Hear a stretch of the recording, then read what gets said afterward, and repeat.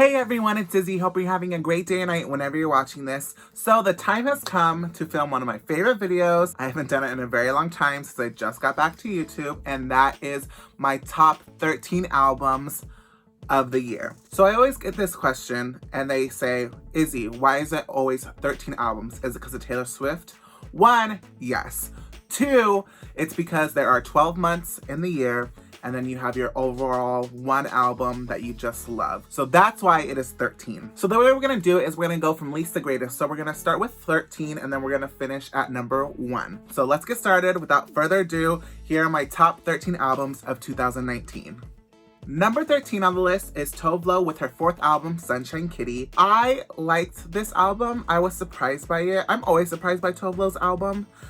It wasn't on my radar because Glad He's Gone I didn't really fall in love with as the first single. It wasn't until Sweet Talk My Heart came out, but I also love Bad as the Boys. My top 5 songs for this album is Really Don't Like You, Bad as the Boys, Come Undone, Shifted, and Stay Over. Number 12 on the list is Marina, aka Marina And The Diamonds. She's just called Marina now. She changed her name. And her 4th album, Love and Fear, came out. I like this album. It is very much about life. About what you go through as an adult, really, and the changes of like later in life when you're not really young anymore and have to make decisions, but then you have to learn how to just enjoy the ride that is life. And my top 5 songs are Orange Trees, Too Afraid, Enjoy Your Life, Baby, and Handmade Heaven. Number 11 on the list is Betty Who with her self-titled album, Betty. This is her 3rd album. I like this album a lot. I feel like it took a lot to come out because at first it was just separate EPs that were supposed to come out. Then she made a full album. I think consecutively it was very good. It took me a while to get into it because I was so hyped for when it came out, but then my CD never came in and I didn't want to buy it online because I was already bought the CD. I didn't get the CD until like April, and this album came out in February, so like it's fire burned out for me. And so when I heard it, I was like, oh, I like it, but it wasn't as intense as I first was excited for the album. But now later in the year, I'm re-listening to it a lot more and I'm really enjoying it right now. And so that's what really saved it to be on my list. My 5 favorite songs on that album is Between You and Me, I Remember, Marry Me, Language, and Stop Thinking About You.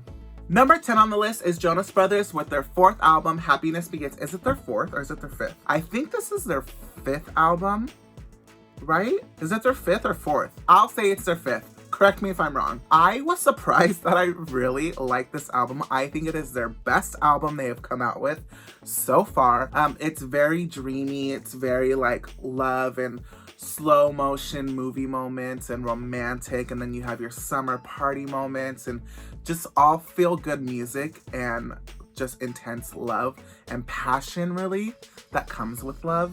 And so I really like this album. So my top 5 songs on that album were Strangers, Don't Throw It Away, Every Single Time, Only Human, and of course Sucker. Number 9 on the list is Astrid S with her album Down Low. Now it is not like an album. She had 2 EPs come out and I just matched them together, and I decided to go with Down Low as the album title for my own sake because the process of the first singles was the color of green and had to do with emotions, and that the first EP had purple and it was trust issues, and the second EP had green on it. And so I went with the more aesthetic direction of where this whole era was going, which was neon green. So it is Astrid S Down Low. One part of the album is pop, and then the second part of the album is very acoustic based. I mix and match them to make a good flow to make an album progress, and how I think she would design it that way. So my top 5 songs off this album is Favorite Part of Me, the first one, Sidelove, Someone New, and Years. Number 8 on the list is Charli XCX with her self-titled album, Charli. This is her 3rd album, but in my mind it's like her 5th or 6th because she has released a lot of digital albums that progress in her music career. I liked this album. I was really hyped for it because she is a good hype woman. I liked all the singles. I was into a party mood and it was summer. When I heard the album, I wasn't fully impressed cohesively. It just felt like a Pop 2 2.0. And so I feel like it wasn't like such a stretch of what she was hyping up to be as an album, but I still really enjoyed it nonetheless because there's a lot of great dance numbers. There's a lot of tracks that hit your heart that you can relate to as like a young adult. My top 5 songs on there is Next Level Charli, Silver Cross, Gone, Blame It On Your Love, and February 2017. Number 7 on the list is Blackpink with Kill This Love. Now I know you're gonna say, Izzy, this isn't an album. I make my own rules, okay? So I will do EPs if I feel like there is not an album who meet the criteria to beat an EP. And it's K-pop, so a lot of K-pop music industry formats have mini albums which have like 3 to 6 songs on them constantly releasing instead of just a full album and wait 2 years for another album. This EP, or album as they would consider it, only had 4 songs. I'm just gonna pick my top 2 songs on there because obviously if it was a top 5, I would just do the whole album. But my top 2 songs were Kill This Love and Don't Know What to Do. Number 6 on the list is Ariana Grande with Thank You Next. I loved Thank You Next. I was ready for it. I was hyped. 7 Rings, Break Up With Your Girlfriend, Thank You Next. Then you had Ghostin', then Bloodline. It was good. It was very good. I was pleased. I was proud of her. I loved it. Also because I was not the hugest fan of Sweetener. I liked the songs on Sweetener that weren't Pharrell's, for sure. So I was glad she came out with this album so quick, but I'm sad that what it took to create this album, but I'm glad she's happy now. She's doing her thing. It's good. It's good. So my top 5 songs off of that album is Bloodline, Ghostin', 7 Rings, Thank You Next, and Break Up With Your Girlfriend, I'm Bored. Number 5 on the list is Astrid Tisdale with her new album, Symptoms. This is her 3rd album, and this album probably took me by the most surprise out of this whole year. I think it is her best album. I think it is flawless. I think it is amazing. I think the message is great. I think her voice really developed. I think she took her time on what she wanted to say and how she wanted this new era to sound, and I feel like she has found her sound now, and I'm excited for her to continue with music because I felt like this was an album that everyone should listen to that is dealing with mental illness, depression, or just need to pick me up because life is taking them down, because it is very relatable. It is very, very indulging into being in a safe space mentally, and being able to express that through this music was really astonishing, and I was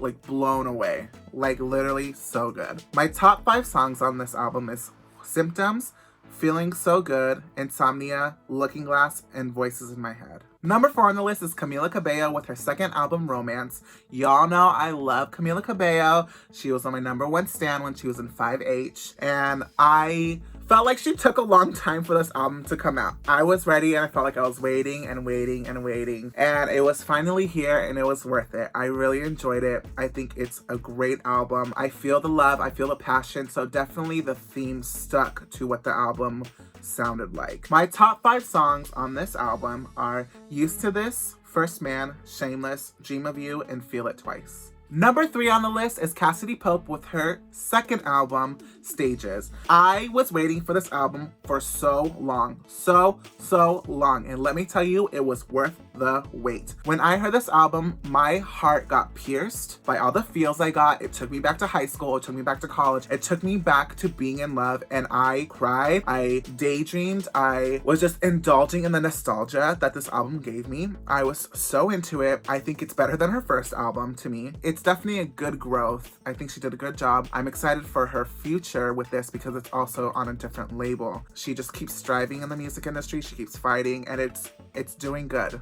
It's doing good. My top 5 songs on this album, and I highly recommend you listen to this album if you like pop country. FYI, Distracted, Still Got It, Don't Ask Me, and Take You Home. Number 2 on the list, we have Kim Petras with Clarity, her 2nd album. So good. Pop album to the max. A perfect example of what a pop album could be and should be. And it's just so much fun. The songs were epic, heartbreaking, chilled out, exciting. And then I saw her in concert, and it felt like I was just at a gay rave. That's all it felt like, playing Kim Petras, because I was short and there was a lot of tall men around me, and I couldn't see her. We were far from the stage. It was so good hearing the songs live. It was such an epic night. She also came out with a Halloween album, Turn Off the Light, even though the first part was an EP that came out last year, and she added tracks to it and made a new album. That was a lot of fun. Go check those out as well. So on this album, my top 5 songs are Broken, Do Me, Another One, Clarity, and Icy. Now we all know we've come to number 1 on my list, and you shouldn't be surprised. We all know what it's gonna be, and that is Taylor Swift's Lover, her 7th album. We finally got it. So good. Took us by surprise. Into it. We all know I love Taylor, and we all know that it's gonna be #1 no matter what. Never any competition when Taylor comes out with a new album. I loved Lover a lot, obviously. I won't lie, it took me a while to relate to it because I don't have a crush. I'm not in love with anybody. I try to project it as to where I connected it with my friendships and where I am with in my life. And what I hope to have in my life with a Lover. My top 5 songs off of Lover are Miss Americana and the Heartbreak Prince. I want that to be a music video so badly. Cruel Summer for sure. Another music video I want. False God, which a lot of people give hate on. I love False God. Gotta stand. Then we have Lover, of course, and then Afterglow, because I relate to Afterglow to where I'm like, I'm always messing up my relationships. I need to go to therapy. Check out Lover. I'm going to Loverfest West for both nights. If you see any other Swifties there, say hello to me. I'll say hello back because I love to connecting with my Swiftie community. Yes, until the next Taylor album. But I'm still reminiscing in this one. I'm really hoping we get music videos for Miss Americana and Cruel Summer. It's gonna happen. Oh, I also love The Man. The Man's great. So those are my top 13 albums of the year. I hope you guys liked them. Let me know what music you're listening to, what your top albums were for the year. I hope you check out these albums if I've made you interested at all. I'm excited for 2020. 2020 is gonna be a good year for music. I already have like 3 albums coming out in January, let alone Selena Gomez, Halsey, and Kesha. I can't even imagine what else is gonna be with all these other pop artists that I love. I'm holding out for Lennon Stella, Sam Smith, Rihanna, Gaga, Kittie. Oh my gosh, there's so many. I'm excited for 2020. It's gonna be a good year in music, I think. Leave a comment down below of what you liked in this music talk, what songs and what albums you're excited to check out from this list. Don't forget to like and subscribe and click that bell notification so you get notifications whenever I put a new video up. So thank you guys for watching. I'll see you next year. Have a good one. Bye!